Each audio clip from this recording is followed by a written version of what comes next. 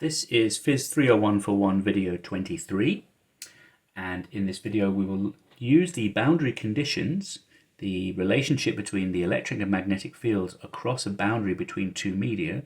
We will use those relations to obtain the relationship between the electric and magnetic fields for an incident electromagnetic wave which is incident upon a boundary between two media 1 and 2. So we'll start by looking at a classical dielectric, which means there is no conductivity. And in media 1 and media 2, we will label the properties of the material, in other words, their refractive index, their permittivity, and their permeability. And we will also assume, of course, there is a single frequency, there's a common frequency for all of the electromagnetic waves. So the incident electric field will have some magnitude, EI0, e to the I omega t minus kz, where the k, the wave number, which gives the wavelength, depends, of course, upon the permittivity and the permeability. And we will assume that the orientation of the electric and magnetic fields in this plane wave are such that the magnetic field points in the y direction and the electric field points in the x direction. But of course, they have the same frequency and phase by definition. And our job is to work out the amplitudes of the transmitted component and reflected component by looking at the boundary conditions which apply to these 6 parts of the electromagnetic field. So let's apply those boundary conditions. So the first thing we notice, of course, this is a transverse wave. So there are no electric field or magnetic fields which are perpendicular to this surface in the xy plane. So we have to look at the parallel components and whether they are continuous or not. So we apply the boundary condition for the electric field, which is that the parallel component is continuous, which means that if I add up the electric fields, EI0, ER0 and ET0, they must be equal on both sides. Now you'll notice that I have inverted the direction of ER0. So these are meant to be 3 positive numbers, and you'll probably be aware that because there is a phase change on reflection, we already know from that this number here will be this magnitude will be opposite to the incident magnitude. So I'm going to label it as pointing in the other direction and take account of that direction using this minus sign, so that when I calculate ER0, it'll come out as a positive number. So that's why I've chosen that. Now, for the magnetic field component, we can say that H parallel is continuous, which means that B parallel over mu is continuous. So I can write BI0 over mu1 plus BR0 over mu1 is equal to BT0 over mu2, different permeabilities. And notice that because the reflected component is going in the other direction, that whilst the electric fields point in opposite directions, the magnetic fields point in the same direction. Now another relationship I have is that the ratio of the magnetic field to the electric field is that one is v times smaller than the other, where v is the speed of the wave.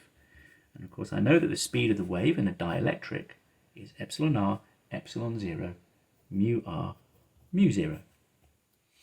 So I can write that b over mu r must be equal to 1 over c epsilon r over mu r times E. And this allows me to take this equation for B and translate it into an equation in terms of E. So let's do that. I can write that epsilon 1 over mu 1 EI0 plus ER0, this is from the magnetic field equation, is equal to epsilon 2 over mu 2 times ET0.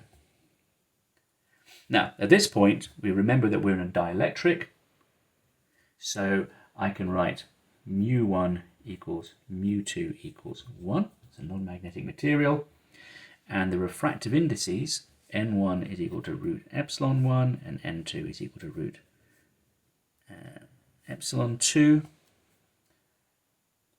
So I can write I can take this equation and write it as N1 EI0 plus ER0 equals N2 ET0. Okay, so remember these are the magnitudes of the electric field components. So I combine that with my other equation for the electric field, and I arrive at some equations that relate the reflected component to the incident component. That's N2 minus N1 over N2 plus N1.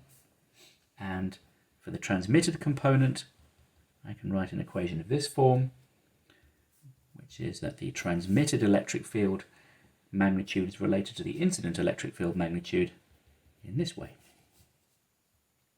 So of course, what we usually consider is that media 2 normally has a larger refractive index than medium 1, so that N2 is greater than N1. And in this case, we have that the reflected component has an electric field magnitude which is greater than 0. So remember what we said. We said that the incident electric field was pointing in one way, and at the point of reflection, the reflected component points the other way. So that justifies our choice for the sign convention for the reflected component. Now we can also see that there is a relationship between the magnetic field components. Remember, this is the ratio of the incident to reflected electric field and magnetic field. And you have to look a little closer, be a little careful with this, because the reflected component has the same form, but the magnetic field component looks different. Here it is N1, but in this equation it is N2. See if you can show that. Now, just to finish off, you can see that by defining the electromagnetic fields in the way we have, we also recall the direction of the propagation of the electromagnetic waves is that S is equal to 1 over mu E cross B. So by knowing the directions of the electric and magnetic field components, we have verified the directions in which the transmitted and reflected waves travel.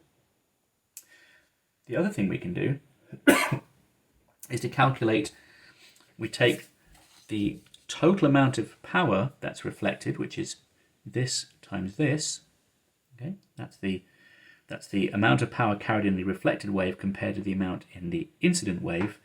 We simply square these quantities, and we see that the reflected intensity is N2 minus N1 squared over N2 plus N1 squared. But the transmitted intensity, remember that we have N1 from the electric field and N2 from the magnetic field. It looks like this. And in a classical dielectric where there's no absorption, all these numbers are real valued, and hopefully you can show that R plus T equals 1.